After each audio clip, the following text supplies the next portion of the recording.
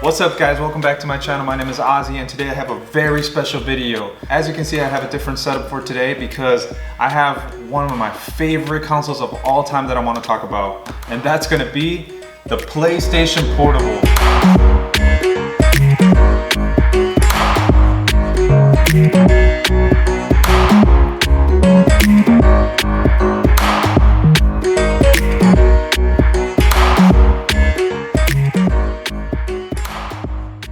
Now this system was released in March of 2005, and back in the day, the PSP was just released way ahead of its time. It was jam-packed with tech that we hadn't seen before, totally brand new, advanced when it came to portable devices, and it came out around the time with the DS, which was, in my opinion, not even close to the PSP. Now I remember I had just got my first job, got my first paycheck, and I ran to the store to go ahead and pick me up, and I actually have the original box. This was my actual PSP.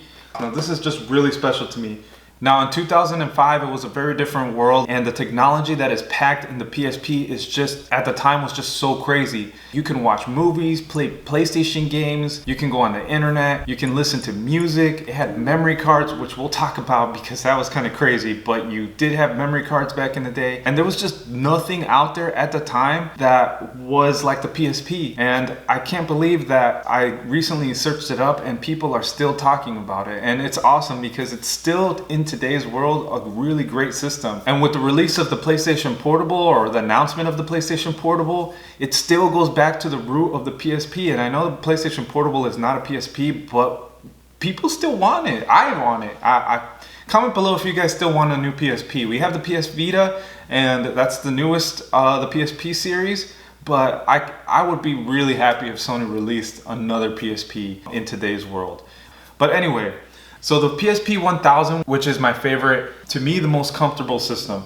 Now this system has a little bit more weight to it. It feels really nice in the hand. It feels really high quality. I just really like this system. So I went ahead and I got the PlayStation Portable in white, which this is a special edition one. This one is a different region. I cannot play PlayStation games on this because my disc reader won't read other region games. Now we also had the 3000 series, which was also really great. I do have the original box for the PlayStation 3000, which is just your basic black PSP. I was not a real fan of this when it came out because it felt really cheap. It was lighter plastic. I was really disappointed at the time because the PSP 1000 was just was built so much better, and the PSP 2000 and the 3000, I just felt like they were just lower quality, even though you get better resolution on the screen. I got a special edition one as well, the Camo Metal Gear Solid series, and this is also a great series that they have for PlayStation Portable. This was just a system that I had to have. Another system that I actually did get, and I actually have, this is my holy grail, still have it in the box, is the God of War PSP 3000, which is also a really nice system in black and red. Now this system is just sweet. I'm from Chicago, so I love the Chicago Bulls. You got the black with the red buttons. Look at that, that looks crazy. And then you have the back, nice and glossy. So back then, all the games came on universal discs. Let me show you. So this is kind of annoying. As you can see, look at this. I have to carry around all this because this is where you used to keep all of your discs. So you got these little discs in here with movies, games. I actually got the 50 Cent album on a UMD disc where you can go ahead and watch videos and you can listen to your music on it, which was pretty cool. Now with these discs, you had to be very careful because they were very fragile and they would get scratched up. So you had to be very careful, especially because these were portable, not to break them. So the first game that I ever got was Grand Theft Auto Liberty Cities. That was one of my favorite games that I remember playing when I first got my PSP. And then later they came out with the PSP Vice City. After that, I remember I got FIFA, which was a game that you must have, and it was just amazing to play it on a portable device. It just, I don't know how to describe the feeling. If you had a PSP at the time, you knew how that felt. It was crazy. Now there's so much out there for PSP. You have all types of genres, all the different types of games that you can still get for PSP. PSP has a huge library of awesome games. So if you're looking to play games on your PSP, it will not disappoint, and I think that you'll have a great time using it. So we want to mod our PSP today. And why do we want to mod it? Well, the PSP mod allows us to get rid of all of these cases and game CDs that will allow us to just put them on a memory card and have everything digitally.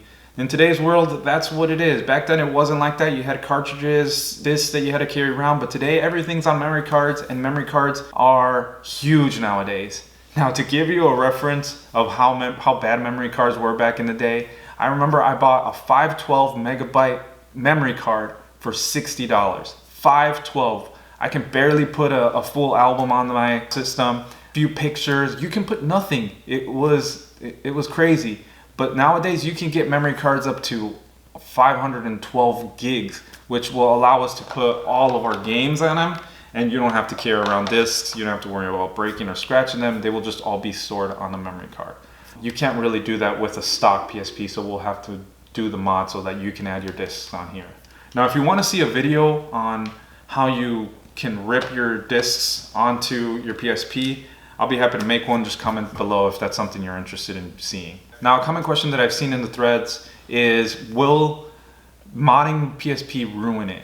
Well, there is always a slight chance that you can brick your PSP, which means that you can cause it to have a system error and corrupt itself. So yes, you could possibly break your PSP if you're not careful. So you have to do it at your own risk. Most of the time, every PSP that I've modded has been okay, but there's always that risk. So keep that in mind.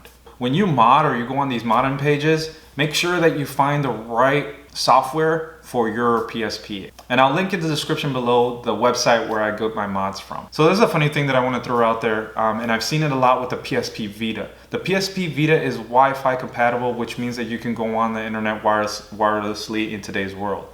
With the PSP, it does have a wireless internet connection, but back in the day, it was using a different type of network to go on the internet. So there's different ways that you can plug in your PSP to the Wi-Fi internet connection, but you're not going to be able to log into Wi-Fi through the PSP. So everything has to be done through your PSP and your computer. So make sure that you can do that if you're interested in modding your PSPs. So I hope this video helped you out in getting started with your mods. If you're interested in learning more or watching my next video on the PSP Vita, click on the next video and I'll see you there. Thanks for watching.